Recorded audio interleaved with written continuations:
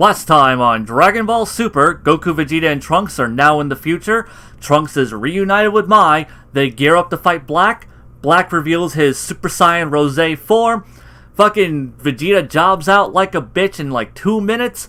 Goku also gets his ass kicked. And then Zamasu shows up to get the kill on Goku. And holy shit, this episode was so fucking good. Now, before I jump into the actual review, there's something I wanted to just kind of bring up that I found was really amusing, which was whenever Goku gets shot at the very beginning, Trunks goes and like cuts all the projectiles real quick, and I'm like, that was completely unnecessary, but I guess really cool at the same time. It was just a really funny scene because I'm like, it's Goku. What the fuck is that even gonna do to him? That was just horribly unneeded. Also, hey, am I the only one that's kind of crossing their fingers that, like, whenever Funimation dubs that, Trunks just yells, "No, don't shoot at him! He's not black!" Okay, sorry. Terrible joke. I know. It was horrible. Whatever. I thought it was funny. On to the actual review. This episode was, like I said, was fucking fantastic.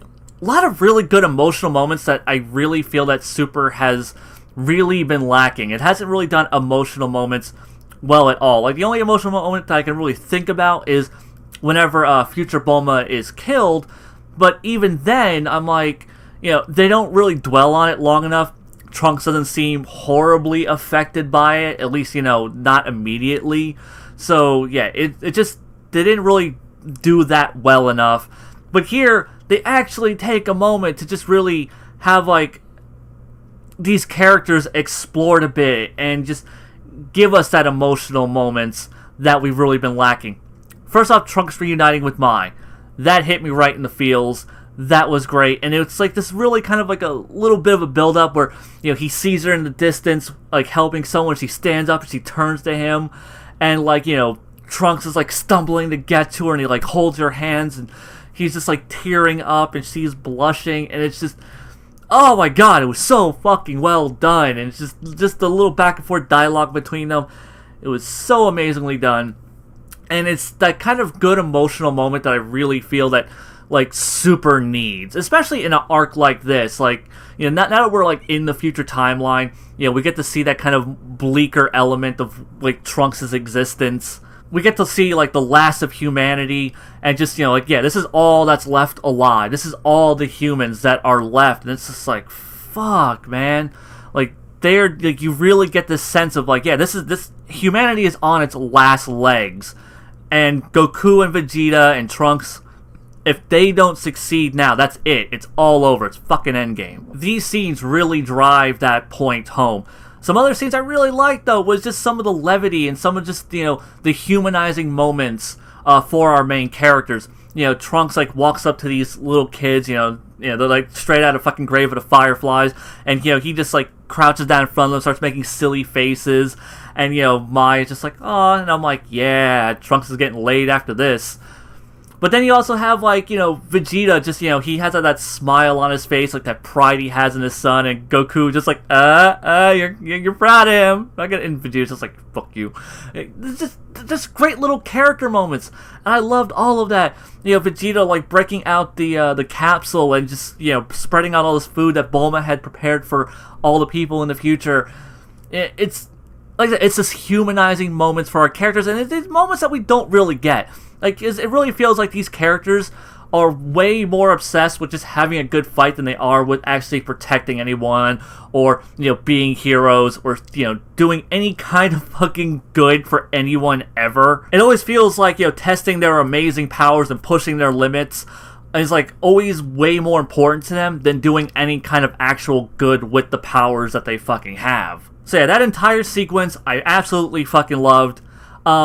Except for, like, I guess, like, Yajirobe showing up. I mean, I have no problem with Yajirobe being alive. It's just more of, and this is something I forgot to mention the last time Yajirobe showed up in an episode, which is, the chick who voices Yajirobe does not remember how to voice Yajirobe.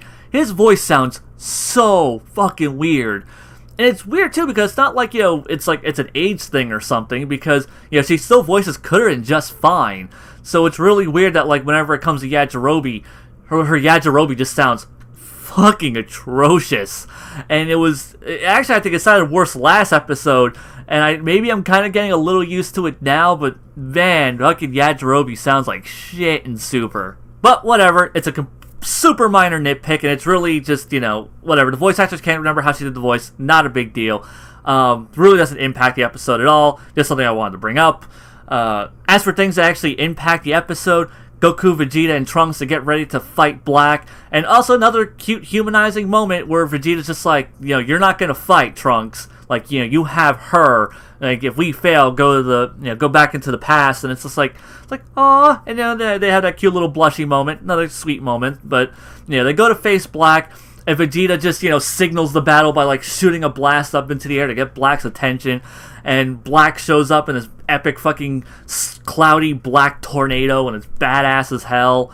And immediately Vegeta jobs like a bitch. Now, I have no problem with Vegeta jobbing. That's kind of like Vegeta's role. Like, he shows up, he's awesome, but then he gets his shit kicked in. And then, like, the heroes have to, like, Goku has to, like, step in, and then maybe, like, Vegeta can assist later on. That's fine. I am completely fine with Vegeta having that role. It's just, here, god damn, he looks like such a bitch in this episode. I mean, before Black even transforms into his Rosé form, he's getting the shit kicked out of him, and he's in his SSGSS form, and it's like, whoa, what the fuck, this is a huge jump in power. And then when he goes Rosé, it seems like almost like Vegeta might be doing like a little bit better, and then he just gets stabbed in the chest. It's like, oh, well shit, I guess not.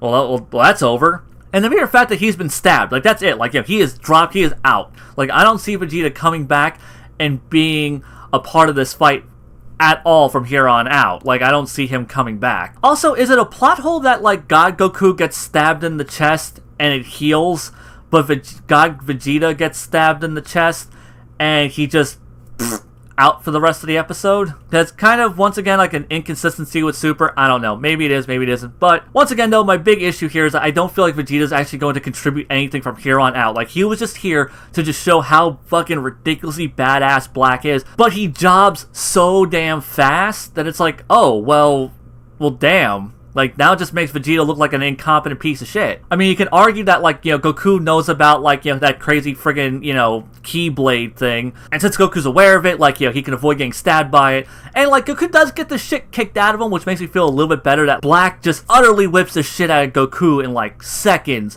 And, like, he's going for that killing shot until Zamasu shows up. So, maybe, like, I don't know. It depends on how this whole thing plays out. And, like, how okay I am with Vegeta getting his ass kicked and, Goku getting dropped super fast. Like, I really want to see how this whole thing plays out. All that being said, though, this is easily my favorite episode of Dragon Ball Super. This episode is fucking fantastic. I don't want anyone to think that I think otherwise about it. I'm going to make that absolutely fucking clear. This episode was fucking stellar. Like I said, it is my favorite episode of Super. And if anyone fucking bitches about me having some minor fucking criticisms about this, they can go fucking blow me. Now, the things that, in fact, this episode is so good that I really don't see the other episodes of this arc living up to it. And that's only because this episode mixes so many things. Getting to see, like, the last of humanity, like the reuniting of Mai and Trunks that just had so much emotional weight to it. These tiny little character moments of Goku and Vegeta and Trunks really humanizing them. That's something that we rarely get to see. We got, like, a stellar fight scene between, a very short-lived but fantastic looking fight scene between Vegeta and Black. The tension has never been higher. There's so much mystery and intrigue. Black throwing out all these little lines that just add to, like, the curiosity. Black talking about how, like, he got this power from Goku. It's just like, well, what does he mean by that? Like, how did he get this power from Goku? Him knowing that Saiyans are able to tap into God Ki. It's like, where does he get this information from? There's so many little things, like, and then, like, Zamasu showing up, and it's just like, okay, so they are different people, but they are in cahoots. So, how is this whole thing going to play out? Like, I am so goddamn invested right now. And I don't think any other episode here on out, at least for the rest of this arc, is going to have that sense of mystery and intrigue and just, like a great fight scene on top of it. And just, those warm humanizing moments and these this high tension. And just, I don't see like another episode being able to pull off all of this and just in just a single episode. And who knows, maybe like later episodes will kind of contextualize like Vegeta's getting his ass kicked, and maybe Vegeta will come back, and that'll make me feel better about the Vegeta jobbing like real quick at the beginning of this fight. And this episode will even be better in the context of the rest of the arc.